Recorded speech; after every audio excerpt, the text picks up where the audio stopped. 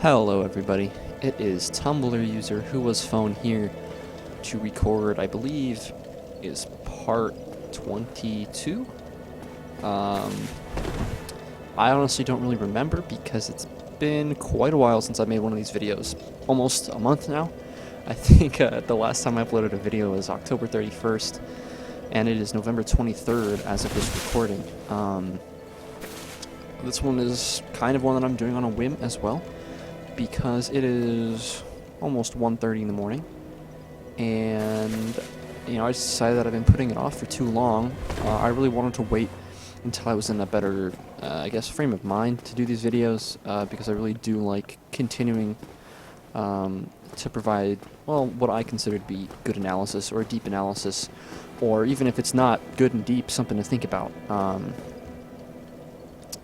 Anyway, first of all, well, I guess not first of all, but I want to apologize for not putting out these videos. I know a lot of you guys are looking forward to them. But duty calls, I had a lot of shit to do, and Dark Souls just had to kind of take the back burner, which is unfortunate because I really do love this game to death. But, you gotta do what you gotta do. So today, I'm just going to say fuck it to the DLC right now, because I'm really not in a spot where I think I'd be doing very good.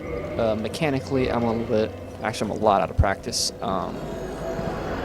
and kind of mentally I'm a little bit out of it too. I've been doing a lot the past couple weeks work-wise, so I've been tired a lot, which is also one of the reasons why I didn't want to do these recently, but I think that if I put it off any longer, then I'm just never going to ever finish it. And that's not something I want to do, considering we're so close to beating the game. So I think today we're going to do Tomb of the Giants, or at least part of it, most of it.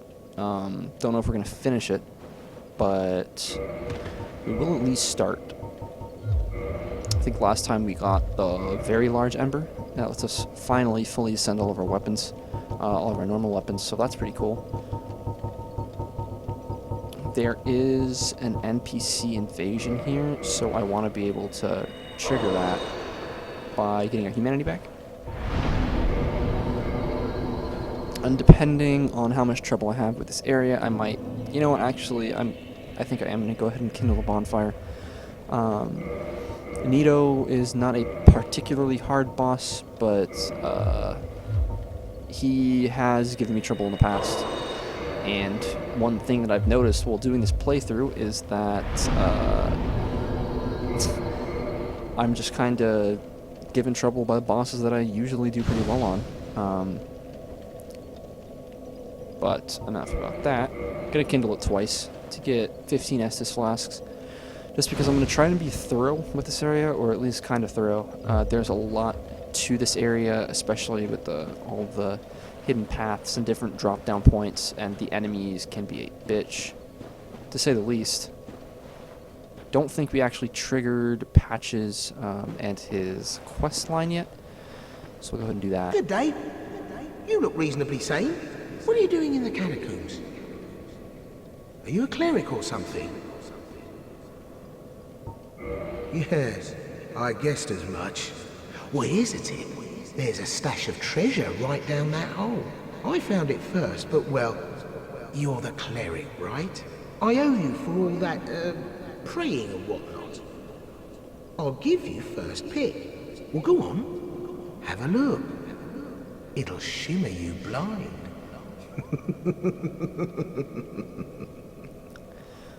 Oh, I believe you, dude. Trust me. So this is Patches, and he is a recurring character through all of the Souls games. He was in Demon Souls as Patches the Hyena, and he is, I think, replaced in the next game by Pate. And he's also not present in Bloodborne, but the first two games he has been in. There is no particular lore significance to why he shares the name from Demon Souls. It's mostly just paying respects to previous games and keeping that theme going. We also failed to get his quest line started in the catacombs. You can see he said we're in the catacombs. We're actually in the Tomb of the Giants. You can first meet him at one of the bridge lovers, and if you talk to him and exhaust his dialogue and then go across one of the bridges, he'll actually flip it on you and try and kill you. But we didn't do that, and instead of going this way, we're going to do the ambush first.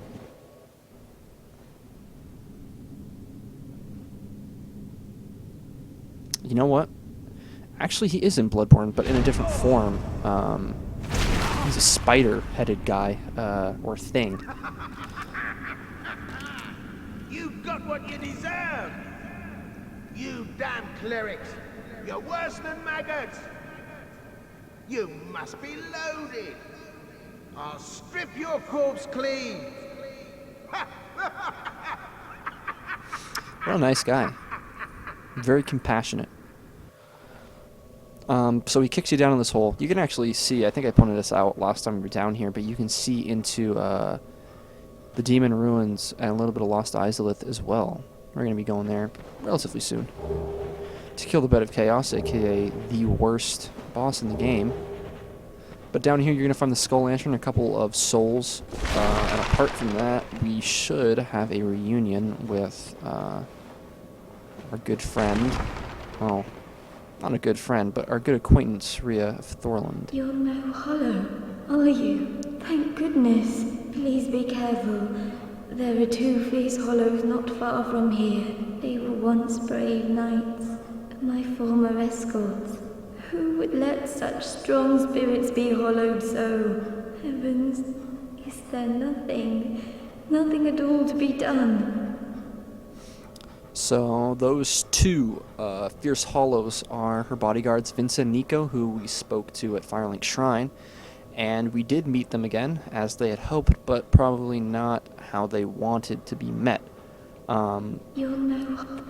You can kill them here. You kind of have to if you want to advance the storyline.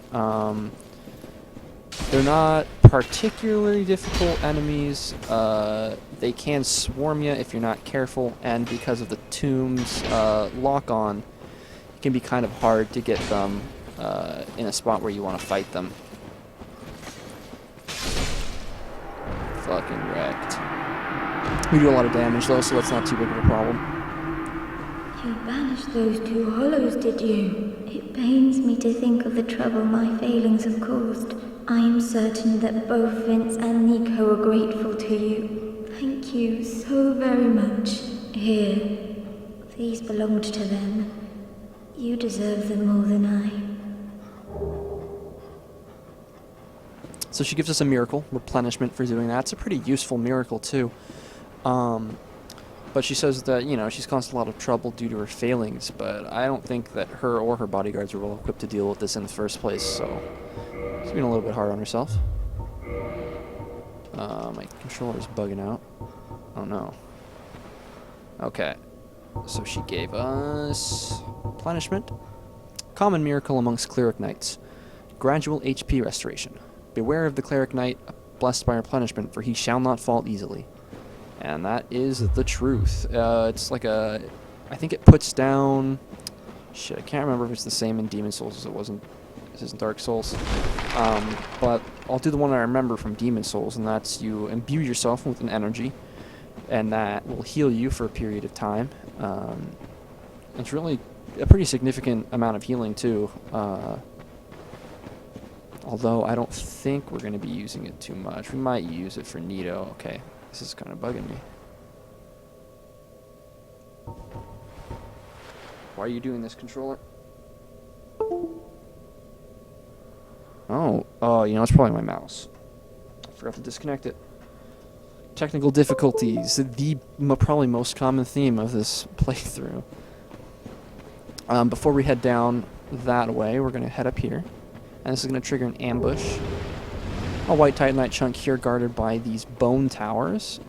These guys, there is a strategy that you can use that I didn't use that makes these guys hit Vince and Nico. It's not particularly useful, and it's kind of random.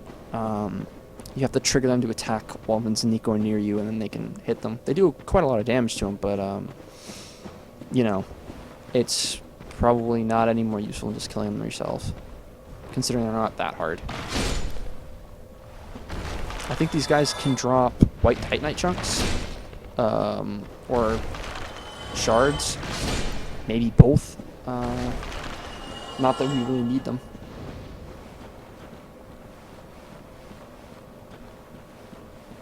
On this long ladder climb, we'll bring this back to where we need to be.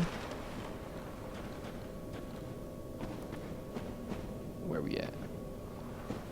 And this is right over here by the large Divine Ember shortcut. And here we are, back at Patches. What you got to say to us now, buddy? Blimey. How did you... You weren't supposed to survive that. Yeah, no shit, No dude. matter. I'll settle this once and for all. You lousy self-righteous cleric. Nice try, buddy, but there's absolutely no way you're going to be able to kill us. Well, maybe I spoke too soon. Curses. I'm finished. What did I ever... Fuck off. For humanity and a crescent axe. That looks like Vince's weapon, or Nico's weapon, forget which. We'll take a look at it. Where are you at? Where are you at? Where are you at? Axes. Axes. Crescent axe. A well-used old bronze battle axe with a long hilt and a crescent-shaped blade. One of the blessed weapons of the Way of White. The crescent axe is bequeathed to cleric warriors who have proven their faith. As you can see, it does split damage, 115 physical, 115 magical. D scaling with strength and dexterity, and B with faith, and it has that divine modifier. Not a bad weapon, although, like I said in a previous video, I'm not a big fan of Great Axe class weapons. I just haven't ever found them to be very useful. But that's a topic for another time. Here is one of these bone dogs. You can actually handle them pretty easily just by doing a jumping attack. And I think you can see the outline of one of the giant skeleton archers over there. He's going to take pot shots at us. So what's going to be important here is that we take this area slowly. And we don't bite off more than we can chew, because there should be a black knight that's going to come running up to us. Where is he? Fuck. That archer is going to be kind of dangerous here. Not that he does a whole lot of damage, but... Oh, he tried running attack, that's how. Wow, he actually killed himself. Amazing.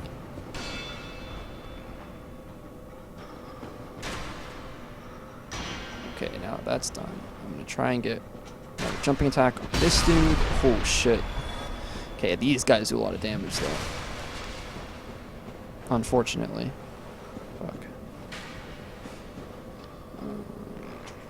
Fuck. Nice. Those guys can be quite a hassle. They're actually one of the more dangerous enemies because of the combos that they can pull off. But because we have a divine weapon and a pretty powerful one at that, they aren't too big of a problem. There's a jump you can make here that lets you circumvent this entire area, basically. But I'm not too keen on making a jump that I don't make very often. You know, let's just fucking try it. What's the worst that could happen, right? Nice.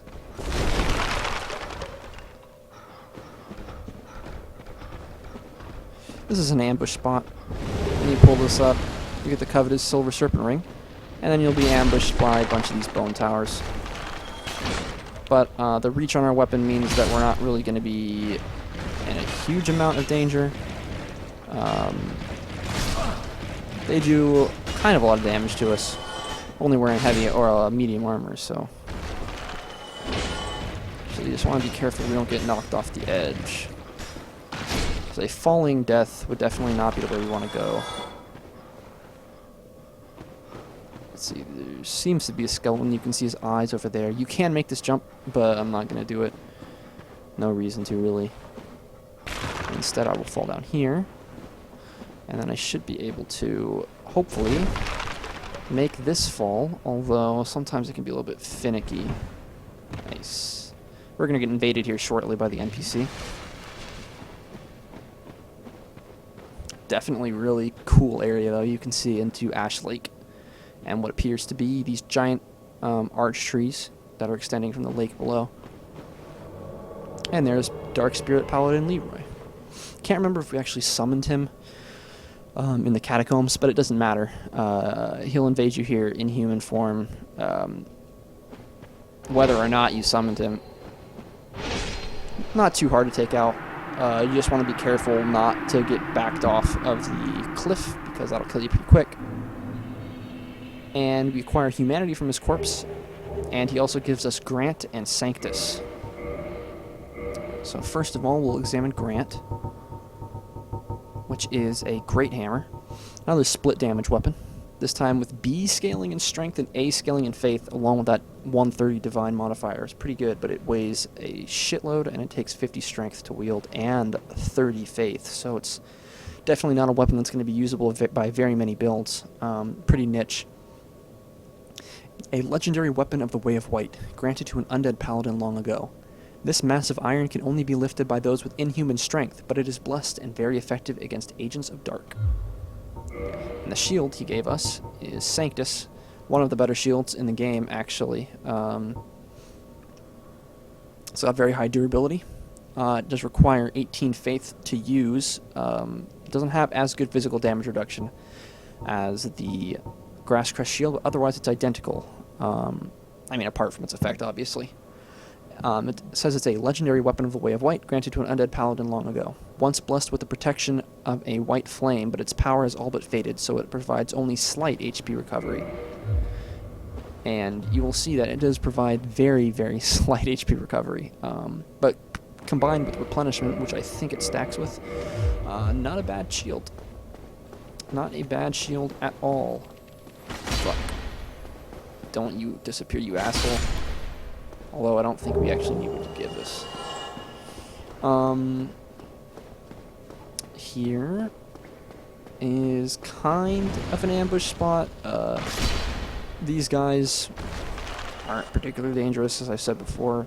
There are a lot of them, and then they can pop up behind you once you've gone a certain distance. Like that dude pops up behind you, and he'll try and ambush you.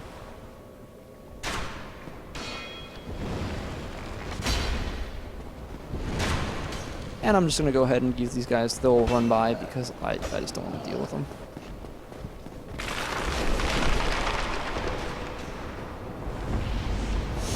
And here we have another run-in with our friend Pinwheel, although most likely not the same Pinwheel that we fought before, just some servants of his. But you don't need to fight him. In fact, it's probably better if you don't. He can deal a fair amount of damage in melee. Well, not melee, but a fair amount of damage just from his attacks, so we're going to opt not to fight him and just walk on by. And this is actually the grave area, the boss fight area of Nito, who can be a real bitch sometimes. Hoping I don't get one shot. Praying I don't get one shot, but you know, it's definitely a possibility. Let's just say that. Want to give myself the best chance of coming out on top, so I'm going to go ahead and unequip that because we don't need it, first of all. But we'll drop down here and trigger his cutscene.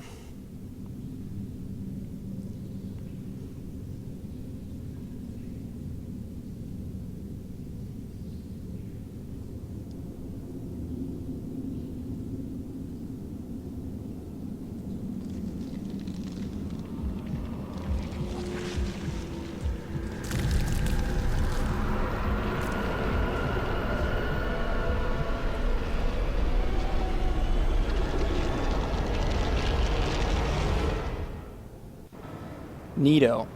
Super, super cool boss. One of the more unique boss designs. Definitely in Dark Souls, but in fantasy games in general. Fuck, too late. Or too early. Fuck.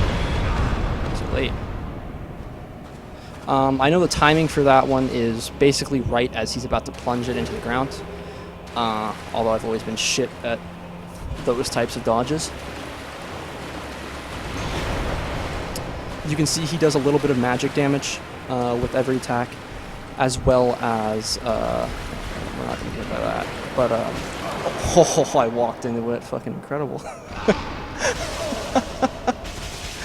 I can't believe I just did that. Okay, well, I opted for the heal instead of the dodge there because I didn't want to get one shot. This time, I'm not going to run into it. Forgot that his hitbox for that one lingers a little bit.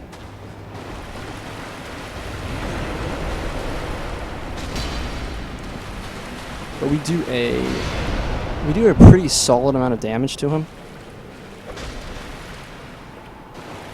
Even with that weird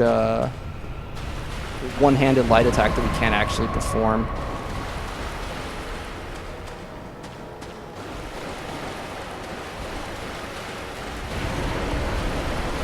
Similar boss strategy to the rest of the bosses, though. You just want to strafe. There are actually more than just those skeletons that he sent after you in the beginning. There are those giants. But if you don't go actually far enough to aggro them, they will not aggro.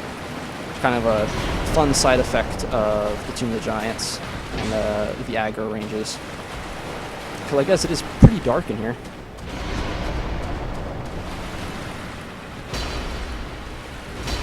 Oh, I guess we aren't actually close enough to hit him.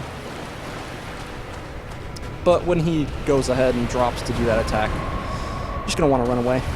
I don't think you can stagger him out of there. He's one of the bosses that you can't stagger out of his charge-up attacks. Not too big a deal, though.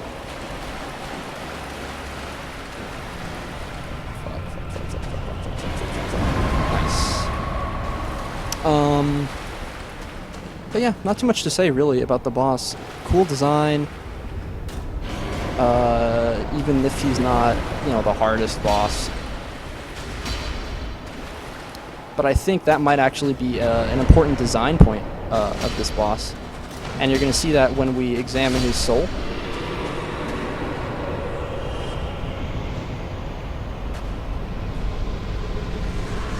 Goodbye, my friend. So this is our, I think it's our first Lord Soul, right? Beat Ornstein and Smo, who do not give a Lord Soul. They gave us the Lord Vessel. And the four lords are the Gravelord, Seath, the Four Kings, and the Bed of Chaos. Yeah, so that's our first lord that we've actually beaten.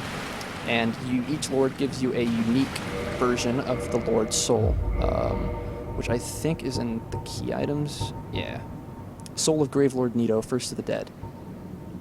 This Lord's Soul was discovered at the dawn of the Age of Fire. Gravelord Nito administers the death of all manner of beings. The power of this soul is so great that it satiates the Lord Vessel, despite the fact that much of its energy has already been offered to death. This is one of the most divisive, I guess, or interesting points of lore in the game, because it brings up a lot of things, a lot of concepts and a lot of ideas. One of them is, you know, the meaning of his name, the First of the Dead. You can either take that to mean the first being that has died, or chief among the dead, most important among the dead. And I think that's the meaning that most people tend to go with. It makes the most sense. He is the god of death, so it seems that it would make sense if he were to be the most important of all of the dead. It also says that he administers the death of all manner of beings, so that's not only humans, but we can assume that this is creatures such as, you know, animals, and also gods as well. And it also says that, and this is the point that I was making earlier, about him not being, you know, particularly difficult, especially when looked at in the context of other bosses like Artorius or Manus, or even other lords like the Four Kings or Seath, because his soul has been diminished by the fact that he's offered energy to death, and whether that means that he needs to expend energy, to actually use his duties to cause living things to die, or whether it's some other meaning, it kind of is left up to the player to interpret that. There is no one interpretation of this lore point that makes more sense than others. Personally, I think that having the undead as part of the world has significantly weakened his soul, because maybe he needs to expend more energy to keep, either re-killing them just to have them, reanimate and regain humanity, or if it takes extra energy to actually give them that final death that they need because of that unique status of being undead. But definitely an interesting boss, an interesting item description, and pretty cool area if you can get by, the shit that is the very low vision radius. Also to note is that we killed Paladin Leeroy earlier, but in order to get his armor set, which appears in the Gravelord tomb, you need to have a fresh load of that area, which can be done a couple ways. One is by going into the boss, beating him, and then what was that? Okay, well, one of the ways is by going into the boss, beating him, and then reloading the area, and the other is by killing Paladin Leeroy, going to the catacombs, and then using the Gravelord shortcut to get over here before you kill him. But either way, Paladin Leeroy's body shows up here, and he gives you the Paladin armor, which is, in my opinion, like one of the coolest armors in the game. It's also really good, but fairly heavy. Not significantly more heavy than other medium armor, but heavy nonetheless. Helm of Leeroy, Paladin of the Catacombs. Long ago, the Way of White produced its first undead, a paladin in golden armor. With the legendary treasures Grant and Sanctus, Leeroy set out for Lordran, land of the gods, in the first undead mission of the Way of White. When it says that the Way of White produced its first undead, I don't know whether that's supposed to mean they actually literally created the first undead, or whether or not that's just the first undead that happened to be a part of that group. But still, Leeroy, an interesting character, an ancient character, and kind of a cool addition to this area. We can't use much of his equipment because of the weight, unfortunately, but I think I'm going to stick with the helm because I really like the way that it goes with our current setup. Other than that, it was actually a pretty successful episode, surprisingly enough, and I think this is where I'm going to cut it.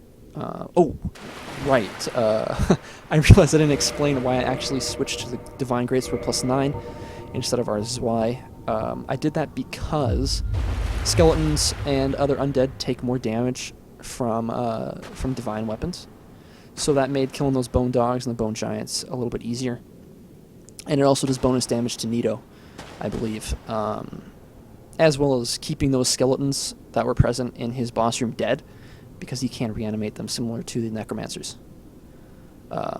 So if you're having trouble with those reanimating skeletons, consider picking yourself up a divine weapon and killing them off before you actually go toe-to-toe with Nito. Another thing to note is that if Nito kills those skeletons with his explosion attack, they will reanimate. So just keep that in mind when you're fighting him. But not a particularly hard boss. Watch out for the grab, which he telegraphs and you can just run away from. Watch out for the explosion, which is, equally as telegraphed, if not more so, and also equally easy to dodge. And as with most bosses in Souls games, strafe right, and you should be fine. But thank you for sticking with me today. If you chose to watch, I honestly can't blame you if you don't, because it's been a while and I've left you guys kind of high and dry. And at this point, even if nobody watches, I think I'm still gonna finish it. If not for anybody but myself. I just want to kind of get closure on this, and then not feel like I had this sitting unfinished for months. Hopefully, I can find some more time to make more of these videos. But Black Friday is coming up, and I work from Thursday to Sunday. Pretty long shifts. So I don't know how up to it I'm going to be, but thanks again for everybody that has supported me through this series and have given me positive feedback. It's meant a lot, and it really is kind of what kept me going, and it's what brought me back to the series as well. So until next time, I will see you guys later.